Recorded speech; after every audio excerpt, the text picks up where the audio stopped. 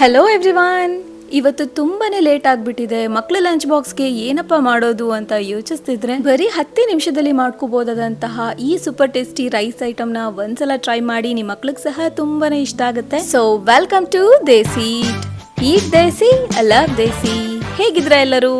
Okay, ಮೊದಲಿಗೆ ಒಂದು ಚಿಕ್ಕ ಸೈಜ್ ಈರುಳ್ಳಿ ಹಾಗೆ ಒಂದು ಮೀಡಿಯಂ ಸೈಜ್ ಟೊಮೆಟೊನ ಕಟ್ ಮಾಡ್ಕೊಳ್ಳೋಣ. ಇದನ್ನ ಮಾಡ್ತಾ ನಿಮ್ಮ ಹತ್ರ ಒಂದು ಸ್ಮಾಲ್ ರಿಕ್ವೆಸ್ಟ್, ನೀವೇನಾದ್ರೂ ನನ್ನ ಚಾನಲ್ಗೆ ಹೊಸಬ್ರಾಗಿದ್ರೆ ಪ್ಲೀಸ್ ಈಗಲೇ ಸಬ್ಸ್ಕ್ರೈಬ್ ಮಾಡ್ಕೊಳ್ಳಿ ಹಾಗೆ ಬೆಲ್ ಐಕನ್ ಪ್ರೆಸ್ ಮಾಡ್ಕೊಳ್ಳಿ.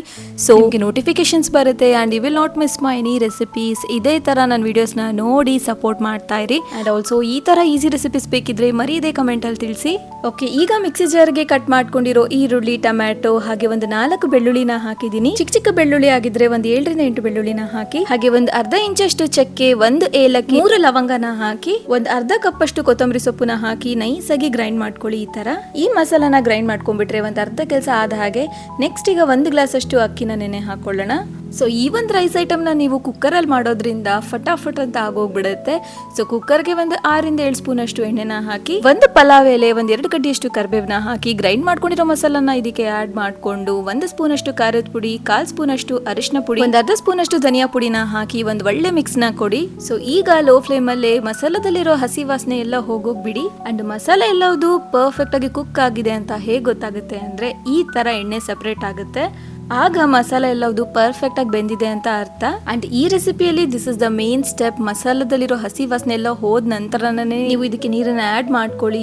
ಹಸಿ ವಾಸನೆ ಇದ್ರೆ ಟೇಸ್ಟ್ ಚೆನ್ನಾಗಿರಲ್ಲ ರೈಸ್ದು. ಸೊ ಇಲ್ಲಿ ನಾನು 1 ಗ್ಲಾಸ್ ಅಷ್ಟು ಅಕ್ಕಿನ ತಗೊಂಡಿದ್ದೀನಿ, ಹಾಗಾಗಿ 2 ಗ್ಲಾಸ್ ಅಷ್ಟು ನೀರನ್ನ ಹಾಕ್ಬೇಕು. ಆಕ್ಚುಲಿ ನಾನು ನೆನ್ಸಿರೋ ಅಕ್ಕಿ ಹೊಸ ಅಕ್ಕಿ ಆಗಿರೋದ್ರಿಂದ ಮತ್ತೆ ಮೆತ್ತಗಾಗ್ಬಿಡತ್ತೆ ಅಂತ ಸ್ವಲ್ಪ ಒಂದು 1/4 ಗ್ಲಾಸ್ ಅಷ್ಟು ನೀರು ಕಡಿಮೆ ಹಾಕೊಂಡಿದ್ದೀನಿ. ನೀರ್ ಬೇಕಿದ್ರೆ 1 ಗ್ಲಾಸ್ ಅಷ್ಟು ಅಕ್ಕಿಗೆ 2 ಗ್ಲಾಸ್ ಅಷ್ಟು ನೀರನ್ನ ಹಾಕ್ಬೋದು. ನೆಕ್ಸ್ಟ್ ರುಚಿಗೆ ತಕ್ಕಷ್ಟು ಉಪ್ಪುನ ಹಾಕಿ ನೀರಿನ ಕುದಿ ಬರೋವರೆಗೂ ಬಿಡಿ. ಅಷ್ಟರಲ್ಲಿ ನೆನ್ಸ್ಕೊಂಡಿರೋ ಅಕ್ಕಿನ 1-2 ರಿಂದ 3 ಸಲ ಚೆನ್ನಾಗಿ ವಾಶ್ ಮಾಡ್ಕೊಳ್ಳೋಣ. ಅಂಡ್ ನಾನ್ ಮಾಡ್ತಾ ಇರೋದು ಹೊಸ ಅಕ್ಕಿಯಿಂದ, ಸೊ ಕುಕ್ಕರ್ ಅಲ್ಲಿ ಮಾಡೋದ್ರಿಂದ ಅಷ್ಟೊಂದು ನೆನ್ಸೋ ಅವಶ್ಯಕತೆ ಸಹ ಇಲ್ಲ. ಒಂದು 5 ರಿಂದ 10 ನಿಮಿಷ ನೆನ್ಸಿದ್ರೆ ಸಾಕಾಗುತ್ತೆ. ಸೊ ಈ ವಾಶ್ ಮಾಡ್ಕೊಂಡಿರೋ ಅಕ್ಕಿನ ಕುಕ್ಕರ್ಗೆ ಹಾಕಿ ಚೆನ್ನಾಗಿ ಒಂದ್ಸಲ ಮಿಕ್ಸ್ ಮಾಡ್ಕೊಂಡು ಕುಕ್ಕರ್ ಲಿಡ್ ನ ಹಾಕಿ ಮೀಡಿಯಂ ಫ್ಲೇಮ್ ಅಲ್ಲಿ 1-2 ರಿಂದ 3 ವಿಷಲ್ ಮಾಡ್ಕೊಳ್ಳಿ. ಅಂಡ್ ಈ ರೆಸಿಪಿನ ನೀವು ಮ್ಯಾಕ್ಸಿಮಮ್ ಅಂದ್ರೂ ಒಂದು 10 ರಿಂದ 15 ನಿಮಿಷದ ಒಳಗೆ ಮಾಡ್ಕೋಬಹುದು. ಅದ್ರಲ್ಲೂ ಬೆಳಗ್ಗೆ ಮಕ್ಕಳನ್ನ ಸ್ಕೂಲ್ ಕಳ್ಸೋ ಅರ್ಜೆಂಟ್ ಅಲ್ಲಿ ಈ ರೆಸಿಪಿ ತುಂಬಾನೇ ಹೆಲ್ಪ್ ಮಾಡುತ್ತೆ. ಮನೇಲಿ ವೆಜಿಸ್ ಖಾಲಿ ಆಗಿದೆ, ಸೊ ಏನಪ್ಪಾ ಮಾಡೋದು ಟೇಸ್ಟಿಯಾಗಿ ಅಂತ ಅನ್ಸಿದಾಗ ಈ ರೆಸಿಪಿನ ಮರೀದೆ ಟ್ರೈ ಮಾಡಿ. ನೋಡಿದ್ರಲ್ಲ ಎಷ್ಟು ಸಿಂಪಲ್ ಆಗಿದೆ ಮಾಡ್ಕೊಳ್ಳೋದು. ಎಲ್ಲದನ್ನು ಗ್ರೈಂಡ್ ಮಾಡ್ಬಿಟ್ಟು ಹಾಕಿ ಕುಕ್ಕರ್ ವಿಷಲ್ ಮಾಡಿಸೋದು ಅಷ್ಟೇ. ಸೊ ಫೈನಲಿ ಈ ರೆಸಿಪಿ ನಿಮ್ಗೆ ಇಷ್ಟ ಆಗಿದ್ರೆ please like, share, comment and subscribe. Try this and enjoy.